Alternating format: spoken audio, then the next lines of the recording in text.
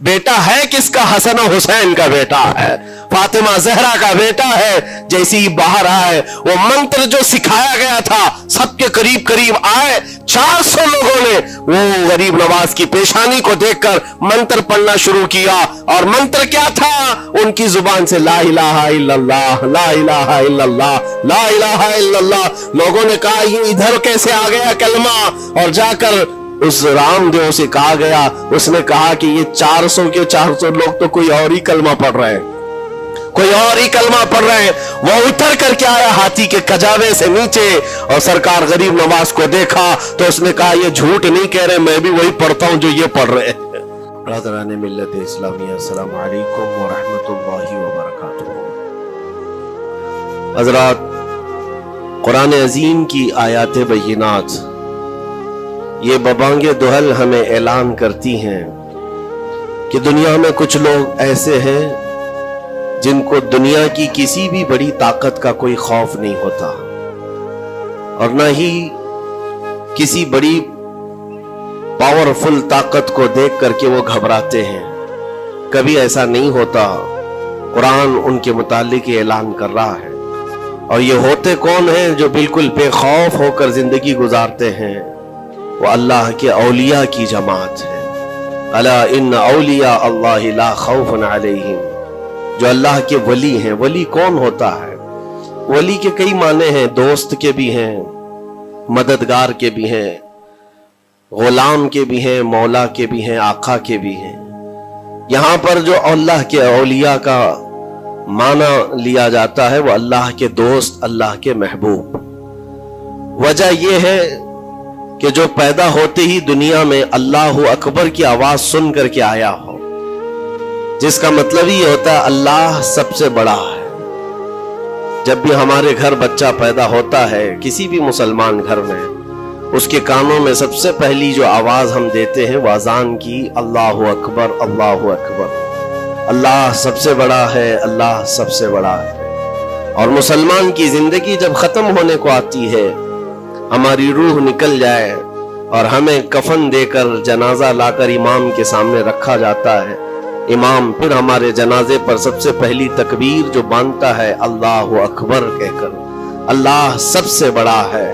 مسلمان کی یہ زندگی اس بات کے بیچ میں ہے کہ آیا تھا دنیا میں اللہ اکبر کہتے ہوئے، اور جا بھی رہا ہے دنیا سے تو اللہ اکبر کہتے ہوئے۔ جو اللہ کو سب سے بڑا مانتا ہو تو پھر دنیا کی کون سی ایسی طاقت ہے جو اسے خوف زدہ کر سکے، اسے کون سی طاقت ہے جو ڈرا سکے؟ لیکن بہت سارے ایسے ہیں کہ غفلت میں آ کر کے وہ کسی اور کو بڑا سمجھ لیتے ہیں، کبھی حالات کو بڑا سمجھتے ہیں، کبھی تخت و تاج کو بڑا سمجھ لیتے ہیں، کبھی طاقت و قوت کو، فوج کو، نظام کو، ان کا رعب اپنے سینے پر ڈال کر کے جینے لگ جاتے ہیں، جبکہ اللہ تعالیٰ فرماتا فَلَا تَخْشَوْهُمْ وَاخْشَوْنِي، ان سے مت ڈرو، مجھ سے ڈرو۔ اللہ کا خوف جس کے دل میں آ گیا، اللہ اس کو ہر خوف سے آزاد کرتا ہے، ہر خوف سے آزاد کرتا ہے۔ ہم ہندوستان کے جملہ مسلمان جتنے بھی ہیں، ایک مرد قلندر، مرد درویش، سیدی سرکار معین الدین حسن چشتی غریب نواز کے اس ہند میں رہتے ہیں۔ ظاہر سی بات ہے کہ ان کی سیرت ہم سب کے لیے ایک بہت بڑا مشعل راہ ہے، بہت بڑا نمونہ عمل ہے۔ آپ کو پتا ہے غریب نواز کو ہند الولی کہا جاتا ہے، وجہ یہ ہے کہ ولی کا ہندوستان ہے، یہ نہیں ہے کہ ہندوستان کا ولی، بلکہ یہ پورا ہند ہی ولی کا ہے۔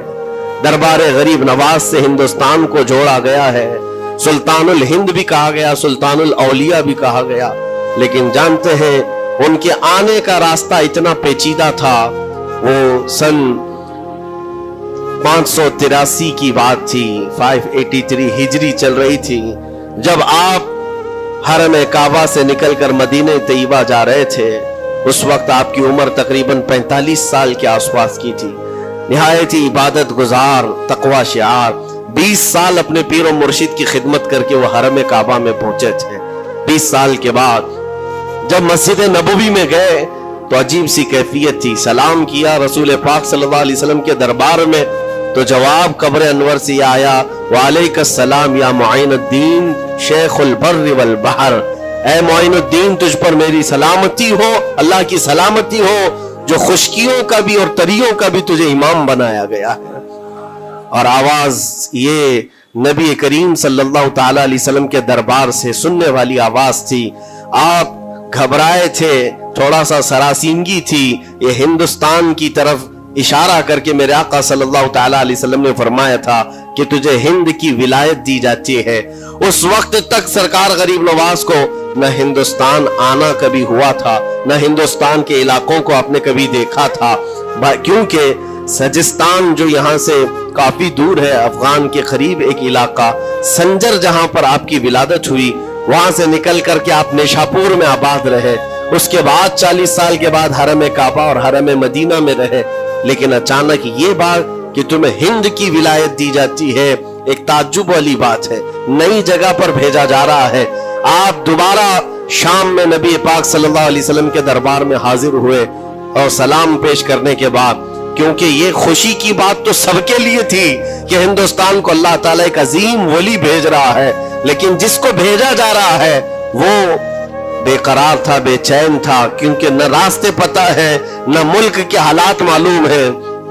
بارگاہ مصطفیٰ صلی اللہ علیہ وسلم میں دوبارہ جب حاضری ہوئی، عرض کیا آقا آپ کا حکم، اس کی تعمیل کے لیے بندہ حاضر ہے، لیکن نہ یہ فقیر ہندوستان کے راستے دیکھا ہے، نہ وہاں کے حالات معلوم ہے۔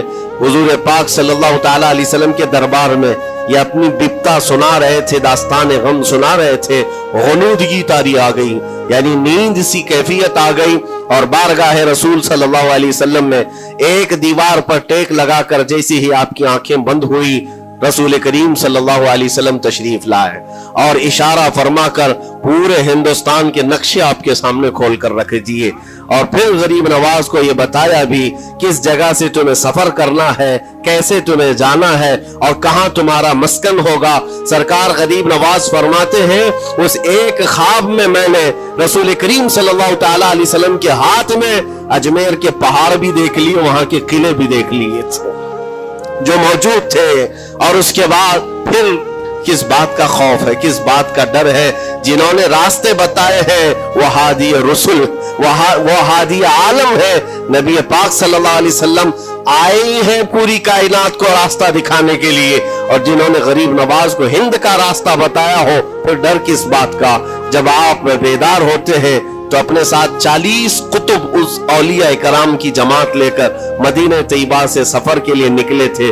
میرے عزیزو، اب بات یہاں آتی ہے، اسی لیے مدینہ طیبہ سے یہ پورا پلان ہوا ہے، مدینہ طیبہ سے بھیجا گیا ہے، مدینہ طیبہ سے پلیسمنٹ ہوا ہے، اسی وجہ سے آج تک تاریخ غریب نواز کو عطائے رسول کہتی ہے۔ عطائے رسول ہے، رسول اللہ کی عطا ہے، ہندوستان والوں کے لیے خاص عطا ہے میرے آقا صلی اللہ علیہ وسلم کی۔ جب وہ سفر کے لیے نکلے، سن 83 سے چلے تھے، تو یہاں ہندوستان پہنچتے پہنچتے آپ کو 87 یعنی 4 سال کا عرصہ لگ گیا تھا۔ 4 سال کے عرصے کے بعد آپ پہنچے میرے عزیزوں، نہ پلینوں کا سفر، نہ جہازوں کا سفر کہ اڑ کر کے ادھر سے ادھر آ گئے، وہ تو پیدل قافلہ نکلا تھا، درویشوں کا قافلہ تھا، اور وہاں مدینہ طیبہ سے نکل کر بغداد پہنچے۔ بغداد میں اولیاء کاملین کی صحبت پائی، وہاں سے پھر نیشاپور، پھر اس کے بعد ہرات، اور افغان کے علاقے ہوتے ہوئے لاہور پہنچے۔ لاہور میں سرکار داتا گنج بخش عالم رحمت اللہ تعالی علیہ کے دربار میں چلہ کشی فرمائی، وہاں سے دلی پہنچے۔ یہاں یہ پورا جو راستہ ہے 4 سال کا، میرے عزیزو تاریخ میں ہے، سرکار غریب نواز جس راستے سے چلتے جاتے تھے، جو کافر یا مشرک بھی دیکھتا وہ دائرہ اسلام میں داخل ہو جاتا تھا۔ نور الہی، نور وحدت کا ٹکڑا آپ کی جبین اقدس پر ایسا چمکتا تھا کہ لوگ جو آتے وہ پھر آپ کی صحبت سے دور کوئی جاتا نہیں تھا۔ دلی میں جہاں آپ آئے، ایک عجیب اتفاق ہے، اس وقت کھانڈے راؤ ایک بڑا راجہ تھا، اس کا قلعہ تھا، اس کے سامنے ہی آپ نے پڑاؤ ڈال لیا۔ سرکار غریب نواز رضی اللہ تعالیٰ عنہ کی یہ داستان، یہ تاریخ، وہاں پر آپ نے اپنا پڑاؤ ڈال لیا، اور ان بت پرستوں کے لیے ایک بڑا پیچیدہ مسئلہ تھا کہ ایک درویش آیا ہے۔ ایک بات میں آپ کو بتاؤں، یہ جو تعصبات پھیلا ہوا، یہ زہر پھیلا ہوا، یہ آج کا نہیں ہے، یہ باپ داداؤں کی پشت میں بھی ان کے موجود رہا ہے۔ اسلام اور مسلمانوں کے خلاف زہر مشرکین کے دلوں میں یہ بہت پرانی چیز ہے، نئی نہیں ہے، بہت پرانی چیز ہے۔ तासुब दिलों के अंदर कुढ़न रखना और कभी एक्सेप्ट ना करना, ये सरकार गरीब नवाज जिस दिन हिंद में कदम रख रहे उसी दिन से आपने इसको फेस किया है, उसी दिन से आपने इसको देखा है। और वहां पर खांडे राव की जमात ने बहुत कोशिशें की कि ये दिल्ली में दाखिल हुआ, यहीं से इनको खत्म कर दिया जाए, निकाल दिया जाए। लेकिन अजीब इत्तेफाक ये है कि ये जो जमात आई थी सरकार गरीब नवाज के साथ, न इनके हाथों में तलवार है, न भाले हैं, न चाकू है, न छुरी है, ये तो गुदड़ियां पहनी हुई दुर्वेशों की जमात थी। गुदड़ियां पहनी हुई दुर्वेशों की जमात जो झोले में सूखी रोटी रखते थे और पानी में भिगोकर खा लिया करते थे। इनके पास न कोई हथियार है, न कोई सामान है, हर सामान जंग है। इनको निकाला जाए तो किस बात से निकाला जाए, हिम्मत भी ना होती थी। यहां तक कि जो आपको वहां से जाने की बात करने के लिए आता था, थोड़ी देर महफिल में बैठता और खड़ा रहता और कलमा पढ़कर फिर मुशर्रफ ब इस्लाम हो जाता। दिल्ली के अंदर एक दिन के अंदर 1000 लोग इस्लाम में दाखिल हुए थे। सरकार गरीब नवाज रज़ियल्लाहु तआला अन्हु ने तलवार से इस्लाम में दाखिल नहीं किया है, ना ही किसी को डरा धमका करके। वो सूखी रोटी खाने वाले किस बात से डराते लोगों को? उनके पास कौन सा एटम बम था? यहाँ मौजूद जो राजे महाराजे थे उनके पास फौज भी थे, हाथी भी थे, घोड़े भी थे, सब कुछ था। लेकिन आने वाला मर्द कलंदर क्या लेकर के आया था, तारीख में बताया जाता है ये वो जमाना था जब शिहाबुद्दीन गौरी हिंद के ऊपर हमले करके यहाँ पर आने की कई मर्तबा कोशिश किया। ये अफगान का बादशाह था शिहाबुद्दीन गौरी, जब हिंदुस्तान पर कई मर्तबा हमले करके नाकाम लौट रहा था, बीच रास्ते में इन फकीरों की जमात से बादशाह की जमात की मुलाकात हो गई। सिपाही जा रहे थे शिकस्त खाकर और ये दुर्वेशों का काफिला इधर आ रहा था। देखा पहचानी सी सूरतें लगती हैं। जा करके एक सिपाही ने पूछा, बाबा आप लोग कहां जा रहे हैं? तो बाबा जो जमात में आ रहे थे उन्होंने कहा हिंदुस्तान फतह करने जा रहे हैं। बड़ी बात है, गुदड़ियां पहने हुए, पैवन लगे कपड़े हैं, झोलियां लटकाए हैं। और उसने देख करके कहा मारा सिपाही ने, कहा ये देखते हो हमारे बादशाह की फौज है, इसमें हाथी घोड़ों की तादाद देखो, जरा सामान जंग तो देखो, इसमें नेज़े तलवारों की छनक तो देखो, और आप ये चंद फकीरों की जमात लेकर हिंद फतह करने की बात कर रहे हैं। तब सरकार गरीब नवाज के कानों में आवाज आई तो आपने कहा उससे कह दो फर्क यही है, तुम जब लड़ने के लिए जाते हो तो यही हाथी घोड़े और तलवारों के भरोसे जाते हो, मोइनुद्दीन सिर्फ अल्लाह उसके रसूल के भरोसे जा रहा है। हमारे पास जो ताकत है वो अल्लाह उसके रसूल के साथ होने की ताकत है। आज के जमाने में गरीब नवाज का ये जुमला हमारा हौसला बढ़ा देता है, कोई हो या ना हो अल्लाह हमारे साथ है, अल्लाह हमारे साथ है। हालात जितने भी बदलते जाएं, लेकिन मेरे अजीजों अल्लाह हय्य क़य्यूम हर चीज को देख रहा है, उससे कोई चीज गाफिल नहीं है। बाज लोगों ने ये शोशे छोड़ना शुरू कर दिए कि अब इनका मुस्तकबिल क्या होगा, अब इनका फ्यूचर क्या होगा, नई हुकूमतें आएंगी, नया निजाम आएगा, अब तुम्हारी न मस्जिदों की खैर है, न मीनारों से आवाज आएगी, न तुम्हारी अजानों का और न ही तुम्हारे नमाजों का कुछ फ्यूचर है। ये सब बातें उन लोगों के जरिए से आ रही है जो किसी के फजला खार हैं या किसी के इलेक्शन के पैसे खाए हुए लोग हैं। मैं कहता हूं जो सच्चा मोमिन है वो इस बात पर अहद करता है, करबला की सरजमीन पर भी अजान की आवाज बंद ना हो सकी थी, जहां बहता खून भी बता रहा था इस्लाम जिंदा होता है हर करबला के बाद। आज ये हालात अगर हमारे मुवाफिक नहीं है तो मेरे अजीजों नस्लों में कोई तो आएगा जो सलाहुद्दीन बन करके उभरेगा, नस्लों में कोई तो आएगा जो गरीब नवाज का गुलाम बनकर मोइनुद्दीन बनकर के निकलेगा। इसलिए कि हालात हर वक्त एक तरह के नहीं होते, हमने तारीख देखी है और रब ताला का कानून है, कभी बादशाहों को फकीर बना देता है और कभी फकीरों को बादशाह का मनसब अता कर देता है।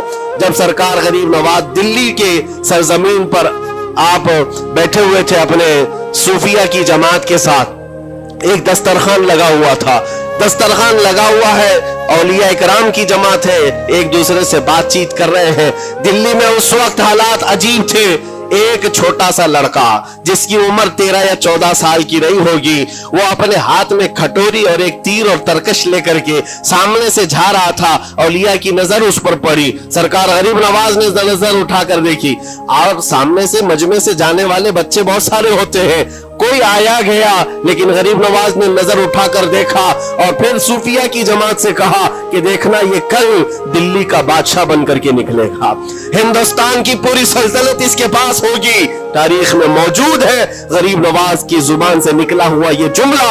वो लड़का कोई और नहीं था, सुल्तान शमसुद्दीन अल्तमश, जो हिंदुस्तान का ताकतवर बादशाह बनकर के निकला था। हाँ, वो जिसको चाहे नवाज दे और जिसको चाहे उठा दे। अजीजा ने गिरामी वक़ार, हमारे इम्तिहान की घड़ी चल रही है, हमारे हालात अभी यानी बैक की तरफ अगर जा रहे हैं तो इसका मतलब ये नहीं है कि खत्म हो गए। हम ये देखते रहेंगे और रब ताला की मदद का इंतजार भी करेंगे। हमारे साथ जो कुछ भी जुल्म हो या नाइंसाफी हो, हर एक चीज के लिए हम इतना ही कहते हैं, ये वक्त भी गुजर जाएगा, रात हमेशा नहीं होती, सुबह का उजाला जरूर आएगा, सुबह का उजाला आएगा। अजीजा ने गिरामी वक़ार, सरकार गरीब नवाज रज़ियल्लाहु तआला अन्हु का वो जुमला याद रखो, हम अल्लाह और उसके रसूल के भरोसे जीते हैं, अल्लाह और उसके रसूल के भरोसे जीते हैं। ताकतें, कुव्वतें या तख्त और ताज हमारे मुखालिफ हो जाए तो ये नई बात नहीं है, इस्लाम के साथ ये हर बार होता रहा है, इससे पहले भी हुआ है। हालात हमारे मुखालिफ रहे। औलिया कामिलीन की जमातें देखिए, अहले बैत अतहार, रसूलुल्लाह की आल, इतने में आपको शहादत के वाकयात अगर बता दूं, आपको तो सिर्फ एक करबला मालूम होगा, एक करबला सुना होगा कसरत से, लेकिन जानते हो रसूलुल्लाह की आल में से कई ऐसे साहबजादे हैं जिनको जेलों में एक एक साल नहीं 7 साल 8 साल तक बंद रखा गया। इमाम मूसा काजिम रज़ियल्लाहु तआला अन्हु को 7 साल तक जेल में रखा, जंजीरों से बांधा और जहर दे करके उनको शहीद किया गया है। हज़रत इमाम मोहम्मद बिन हसन अस्करी 20 साल तक जेल में काटे हैं। ये रसूलुल्लाह के घर वालों की बात कर रहा हूं। सैयदना ज़ैद शहीद, जिनको सूली पर चढ़ा दिया गया था, ये इमाम हसन मुज्तबा की औलाद में से है। ये सारे खूनी दास्ताने यहाँ इस्लाम की तारीख में मौजूद है। जब इस्लाम उस वक्त नहीं रुका तो अब क्या खाक रुकेगा? इस्लाम अब नहीं रुकना है, कयामत तक इसकी हिफाजत अल्लाह करीम फरमाएगा, अल्लाह करीम फरमाएगा। हम जैसे आएंगे और चले जाएंगे, लेकिन इस्लाम को फलना फूलना है, ये फलता फूलता ही रहेगा इंशाअल्लाह। आपकी जिम्मेदारी इतनी है, आपकी इतनी जिम्मेदारी है, हालात देख करके बच्चों को ये न कहना कि बेटा आप जैसे हालात चल रहे हैं वैसे ही चलते रहो। नहीं, अपने बेटों को ये तरगीब देना कि बेटा आज हम इम्तिहान की घड़ी में हैं, कल अगर अल्लाह ने हालात अच्छे कर दिए तो याद रखना, जिस जगह बुतकदे बने हमारी मस्जिदों को तोड़कर इंशाअल्लाह वहां से अजान की आवाज फिर से गूंजेगी, अजान की आवाज आए। ये बच्चों को नसीहत होनी चाहिए। हमारी तारीख मिटाने से मिटती नहीं है, एक दौर आएगा फिर जब अल्लाह करीम चाहे तो ये तारीख खुल करके लोगों के सामने आए। हम किसी पर जुल्म करने की इजाजत हरगिज नहीं देते, और साथ ही इस्लाम ये भी कहता है जुल्म हो जाए तो सहने की इजाजत भी नहीं है। आपको हक बात बोल कर जाना है, हक बात पहुंचा करके जाना है। बोलने में क्या है, हमारी जुबान काटी जाएगी, हमारी गर्दन मारी जाएगी, लेकिन हक बात की हिफाजत नस्लों तक मुंतकिल करना अल्लाह करीम की तरफ से एक बहुत बड़ा इनाम है, इसका बहुत बड़ा इनाम है। ये तो हम कर ही सकते हैं, हमारी नस्लों को ये बात बताएंगे इंशाअल्लाह अज़ीज़। ये गरीब नवाज का हिंदुस्तान कल भी था, आज भी और हमेशा रहेगा इंशाअल्लाह। सरकार गरीब नवाज का फैलाया हुआ ये चिराग कभी फूंक के फूंकों से बुझाया तो नहीं बुझाया जा सकता। आप दिल्ली की सरजमीन से जब अजमेर मोहल्ला पहुंचे थे, ये तकरीबन 7 महीने का सफर था गालिबन। इस सफर के दौरान कई हजार लोग इस्लाम में दाखिल हुए थे, और आपको उसके बाद की तारीखी हालात मालूम है।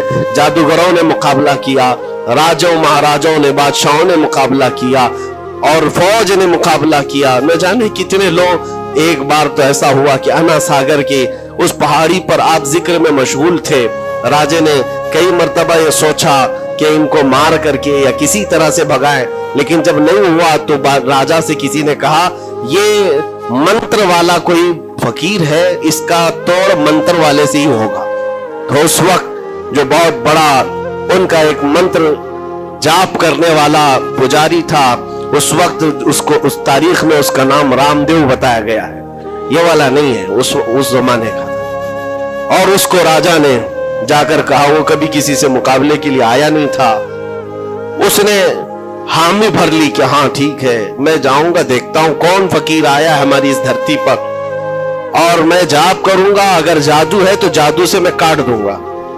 उसने तकरीबन अपने साथ 400 या 500 पुजारियों को लिया, और जब वो आया तो सरकार गरीब नवाज के साथ 2 खादिम थे, आपके साथ सिर्फ 2 खादिम बैठे हुए थे। कहा कि हुजूर बहुत बड़ा मसला है, पुजारियों का जादू हम पर हमला आवर है, उनका जादूगर हमला आवर है, और मुकाबले के लिए वो लोग मैदान के करीब आ चुके, पहाड़ के नीचे हैं, आप अपने चिल्लागाह से उठते हैं जहां पर आप इबादत कर रहे थे। कहा ठीक है हम जाते हैं। और उसके बाद सरकार गरीब नवाज ने कहला भेजा अपने खादिम से, कहो कि वो अपना मंत्र पढ़े, हम अपना मंत्र पढ़े, वो अपना मंत्र पढ़े जो भी उनके जादू का है।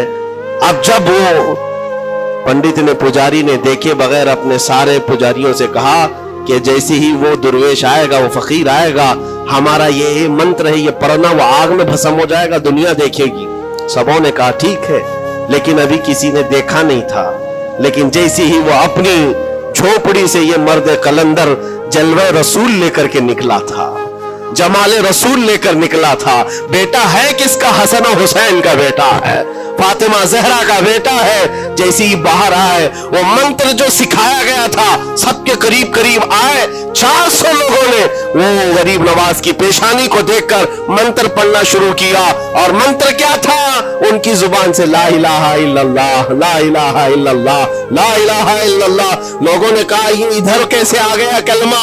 और जाकर उस रामदेव से कहा गया, उसने कहा कि ये 400 के 400 लोग तो कोई और ही कलमा पढ़ रहे हैं, कोई और ही कलमा पढ़ रहे हैं। वो उतर करके आया हाथी के कजावे से नीचे, और सरकार गरीब नवाज को देखा तो उसने कहा ये झूठ नहीं कह रहे, मैं भी वही पढ़ता हूं जो ये पढ़ रहे हैं।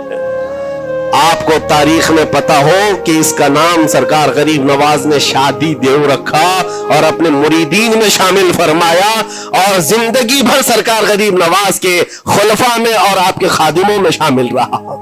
ये तलवार से और चाकू भाले नेज़े से नहीं किया गया था, वो नूरे मुस्तफा की जलवागरी थी। जहां नजर उठाया वहां के दिलों की कालक को दूर करके उनके दिलों को भी रोशन फरमा दिया था। आज हम भी यही तमन्ना करते हैं, अजमेर इसीलिए जाते हैं कि एक नजर हम गरीबों पर पड़ जाए और दिल का कालक और दिल की कालक निकल जाए और फिर दिल चमकने लग जाए, क्योंकि अल्लाह के वलियों की नजर जहां पड़ती है वो जगह भी रोशन और ताबनाक हो जाया करती है। मौला करीम सरकार गरीब नवाज की निस्बतें जिंदगी भर हमारे साथ कायम व दायम रखे, और फिर अपनी नस्लों को भी अल्लाह ताला उनकी गुलामी में शामिल रखे। अजमेर हम जा ना सके, लेकिन यहाँ से हम ये इल्तिजा करेंगे गरीब नवाज के दरबार में, ख्वाजा हिंद वो दरबार है आला तेरा, कभी महरूम नहीं मांगने वाला तेरा। तेरे दर की ये करामत देखी है बारहा, तेरे दर की बारहा ये करामत देखी है, गरीब आए और हो गए गरीब नवाज। आखिर दावाना अनिल हम्दुलिल्लाहि रब्बिल आलमीन। अस्सलाम वालेकुम।